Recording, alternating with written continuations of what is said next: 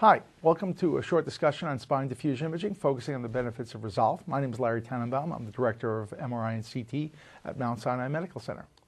We all know the benefits of spine diffusion, but there are significant challenges that keep us from using this every day. We have the issues with anatomical distortion, you see here on the right-hand side of your slide. We have issues with instrumentation, and frankly, the spatial resolution doesn't really match up to what we like to see. Here you can see in this instrumented spine, things really break down.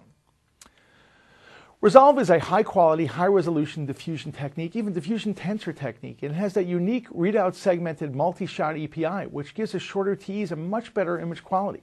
We leverage the power of iPad to reduce the degree of artifact and compensate for misregistration in motion with 2D phase navigators.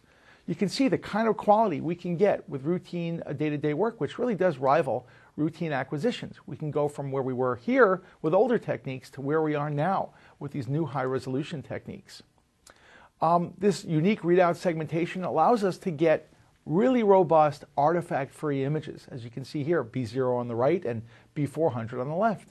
Here's a patient with ankylosing spondylitis, multiple fractures. Notice how well the diffusion images you see on the right-hand side of your screen hold up going side to side. Really excellent image quality.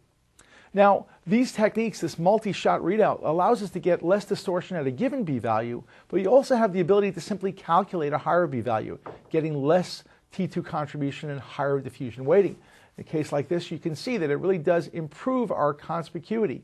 Look at the lower middle left, 450 B-value, lower middle right, 700 B-value, little lower CSF signal, little higher lesion to background ratio at the higher calculated B-value. Notice, by the way, the robust contribution that diffusion makes in metastatic disease with great lesion conspicuity.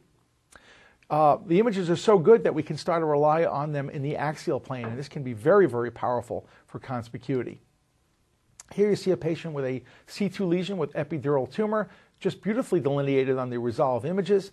Lower left-hand corner, you can see how well it behaves in the axial plane. Here you see multiple axial images really showing the value. It takes about 1 minute to get a whole series of axial images. Now, one of the dilemmas we see in day-to-day practice is type 1 degenerative change, which tends to mimic infection. We've shown that diffusion imaging can show a very characteristic sign, a claw sign of high signal, well-defined high signal paralleling the end plates. This is very reassuring in mitigating against infection and pretty much confirms the absence of osteomyelitis and the presence of simple degeneration. Now, instrumentation causes a problem with any single-shot EPI technique.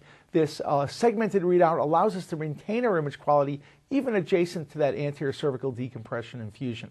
A very big deal.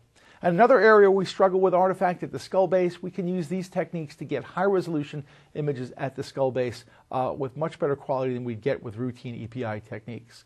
So I hope that gives you a good overview as to the power of this technique and encourages you to use this more often in your day-to-day practice. Thanks for your attention.